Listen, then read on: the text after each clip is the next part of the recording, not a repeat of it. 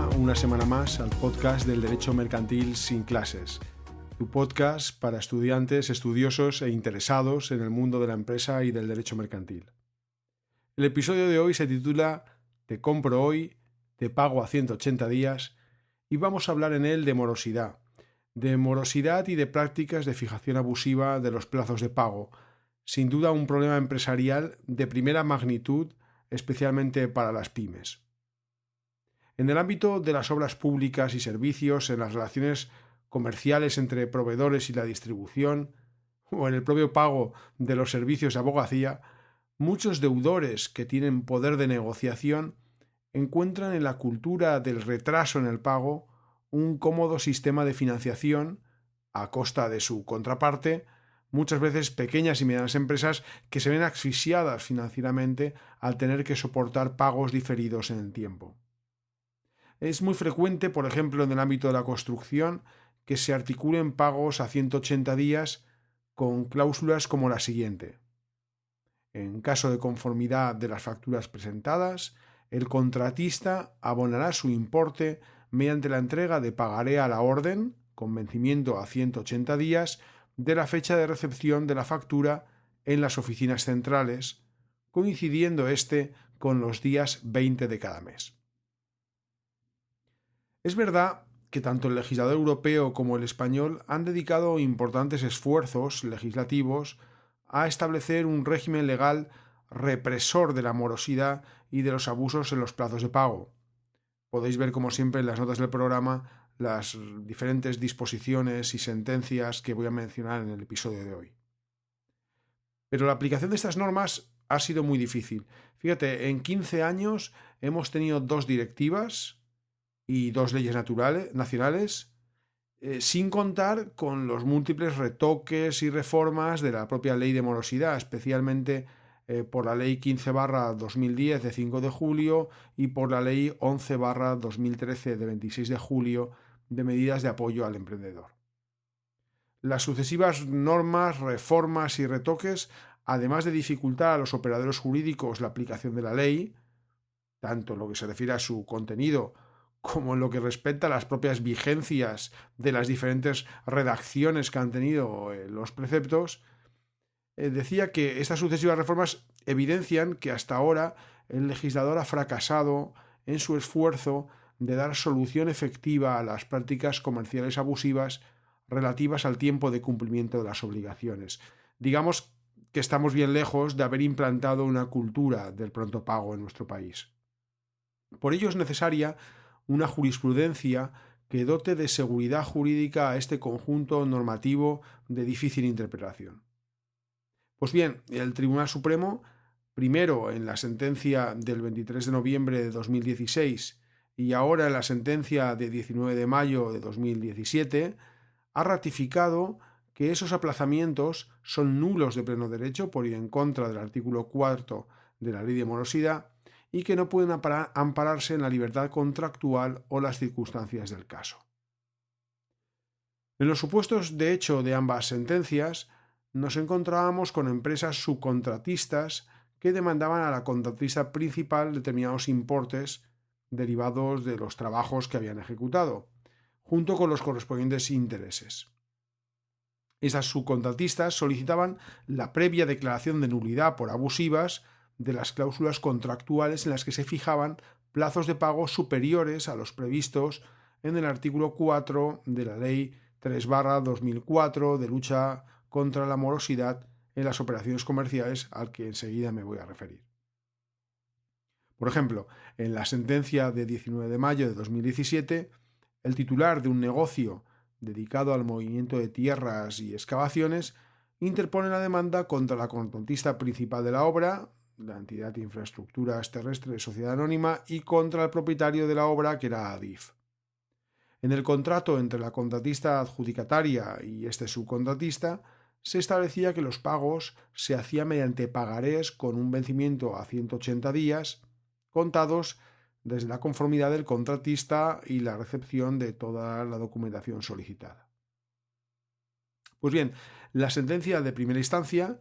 desestimó la demanda en su integridad al considerar que el carácter abusivo de la cláusula contractual de determinación del plazo no se producía por la mera circunstancia de que se pactasen plazos más amplios que los previstos en el artículo 1 de la Ley de Morosidad, sino que debían tenerse en cuenta la naturaleza del contrato y las circunstancias concurrentes. Examinadas estos, consideró que la determinación del plazo de pago prevista en el contrato no resultaba abusiva. Tampoco entendía la resolución de instancia de la sentencia del Supremo de 2016 que la cláusula en la que se pactaban 180 días fuera nula de pleno derecho. En aquel supuesto, la cláusula del contrato, junto al aplazamiento del pago instrumentado mediante pagarés a 180 días, señalaba que los precios se habían fijado de común acuerdo, incluyendo un tipo de interés no inferior al legal del dinero incrementado en 1,5 puntos. Y se decía que ese tipo de interés no inferior al interés legal del dinero incrementado en 1,5 puntos se justificaba precisamente porque había habido un aplazamiento acordado entre las partes sobre el pago de las facturas. De acuerdo con esa compensación expresamente pactada y teniendo en cuenta el resto de circunstancias del caso, la sala de instancia también consideraba en aquel supuesto que el término temporal establecido no podía calificarse de abusivo y que por tanto la cláusula contractual no era nula. ¿Y ello por qué? Pues porque parece existir una antinomia entre los artículos 4 y 9 de la Ley de Morosidad, sobre todo, evidentemente, antes de la reforma operada por la Ley de Emprendedores de 2013. Una antinomia respecto de la posibilidad de que las partes puedan pactar plazos de pago superiores a 60 días en las operaciones comerciales. Vamos a ver, aunque la normativa es muy confusa, voy a intentar hacerte llegar el contenido de la norma. De acuerdo con el artículo 4 de la ley, el tiempo de pago que debe cumplir el deudor es de 60 días desde la recepción de las mercancías o prestación del servicio, y ese plazo no puede ser ampliado. En la redacción del artículo 4.1 por la ley 15/2010, lo que se decía es: el plazo de pago que debe cumplir el deudor será el siguiente: 60 días después de la fecha de recepción de las mercancías o prestación de los servicios. Este plazo de pago no podrá ser ampliado por acuerdo entre las partes. Después de la Ley de Emprendedores de 2013, ahora la referencia tiene que hacerse al artículo 4.1 y 4.3 vigentes. En el 4.1 se dice que el plazo de pago que debe cumplir el deudor, si no se hubiera fijado fecha o plazo de pago en el contrato, será de 30 días naturales después de la fecha de recepción de la mercancía o prestación de los servicios. Luego hay otro contenido y en el número 3 se dice: los plazos de pago indicados en los apartados anteriores podrán ser ampliados mediante pacto de las partes sin que en ningún caso se pueda acordar un plazo superior a 60 días naturales. Por tanto, con la redacción vigente o con la redacción anterior, digamos que la regla es la de los 60 días sin pacto en contrario. Lo que sucede es que el artículo 9.1 de la propia ley señala que será nula una cláusula contractual o una práctica relacionada con la fecha o plazo de pago, otros extremos, cuando resulte manifiestamente abusiva en perjuicio del acreedor, teniendo en cuenta todas las circunstancias del caso. Luego, este artículo 9 parece considerar que el término del artículo 4.1 es subsidiario, de forma que los plazos que se aparten de los 60 días no serían nulos en todo caso, sino solo si se pueden reputar abusivos. Ante esta contradicción o ante este problema, las audiencias, o algunas de ellas, consideraban que el artículo 9, al establecer un control judicial de abusividad de los plazos contrarios a los plazos de pago, estaría admitiendo que es posible reconocer, en circunstancias determinadas, validez a pactos superiores a los 60 días. Espero que hasta aquí hayas podido seguirme, y si no, en las notas del programa tienes la referencia a los preceptos y sus sucesivas modificaciones. Pues bien, el Tribunal Supremo en estas dos sentencias ratifica de forma definitiva que el plazo máximo de pago de 60 días del artículo 4.1a y del vigente 4.3 es imperativo. Por lo tanto, cualquier cláusula que establezca un plazo superior no es que sea susceptible de ser declarada abusiva, sino que es nula de pleno derecho por contravención de norma imperativa. La sentencia parte de que la decisión del legislador español de establecer un plazo de pago con carácter imperativo no es contraria a la Directiva 2011/7 de la Unión Europea que da origen a esta norma. El artículo 12.3 de aquella directiva señalaba expresamente que los Estados miembros podrían mantener o establecer disposiciones que fueran más favorables para el acreedor que las necesarias para cumplir la directiva. Y esto sería lo que habría hecho el legislador español. En este sentido, el legislador español ha dado un giro copernicano al control de los plazos de pago en las operaciones comerciales, estableciendo un plazo de 60 días de carácter imperativo. Como dice el Tribunal Supremo, el legislador ha dejado claro su criterio. Pero me parece igualmente cierto el advertir que esta regla imperativa encaja mal tanto con los pilares de nuestro derecho contractual vigente, donde está el principio de autonomía de la voluntad del artículo 1255, como con el reconocimiento constitucional del derecho a la libertad de empresa. Además, paradójicamente, como ha destacado la doctrina, ese carácter imperativo a rajatabla puede impedir que determinadas pymes se beneficien de condiciones de pago más favorables en sus relaciones con proveedores que sean más grandes que ellas y que estén dispuestos a otorgarles mayores aplazamientos. En cualquier caso, la consecuencia de esta determinación del legislador es que la cláusula que conceda un plazo mayor a 60 días será nula de pleno derecho. Como señala el Tribunal Supremo, declarada dicha nulidad, la sentencia condenará al pago de los intereses previstos en la propia ley de morosidad respecto de los importes cuyo pago haya sido realizado con posterioridad a los 60 días,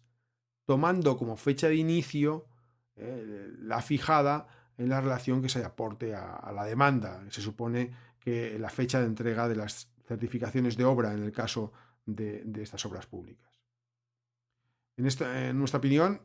no es esta la única solución. Se podría haber aplicado el plazo subsidiario general de 30 días para hacer correr los intereses o incluso haber contado los intereses del mismo día siguiente a la entrega. Otro aspecto destacado de esas sentencias del Tribunal Supremo es que subrayan que el control de abusividad de las cláusulas contractuales al que se refiere el artículo 9 de la Ley de Morosidad solo puede operar dentro del plazo legal máximo de aplazamiento, puesto que más allá de los 60 días la consecuencia es la nulidad. Con esta interpretación realmente el artículo 9 tiene un recorrido muy corto, porque su ámbito se limitaría al control de plazos de pago que puedan ser calificados como abusivos dentro de los 60 días, y me parece difícil concebir supuestos donde un plazo de 40 días o de 50 días, por poner un ejemplo, pudiera ser considerado abusivo atendiendo a los parámetros del artículo. De todas formas, dos sentencias específicas en tantos años de vigencia de la ley me plantean dudas sobre si esta norma sigue siendo o va a ser capaz de instaurar una cultura del pronto pago. Parece, desde luego, algo razonable que las pymes tengan miedo de denunciar por no perder los clientes, lo que determina que acepten plazos de pago dilatados en el tiempo o condiciones de morosidad alejadas del texto de la ley. También es lógico que la pequeña empresa desconfíe del siempre incierto resultado de un pleito, ¿no? A pesar de las facilidades que posibilitan el proceso monitorio o del reconocimiento de la legitimación activa que se hace a las asociaciones empresariales en sede de cláusulas y pactos abusivos. En cualquier caso, quizá estas dos sentencias, que dejan fijada por el momento la doctrina del Tribunal Supremo en la materia, ayuden a que las empresas empiecen a denunciar de verdad la imposición de condiciones de pago abusivas. ¿A ti qué te parece? Si consideras que puede ser de interés, te agradeceré como siempre que compartas este episodio y que pongas algún comentario o valoración en iTunes, Spreaker o la plataforma que utilices.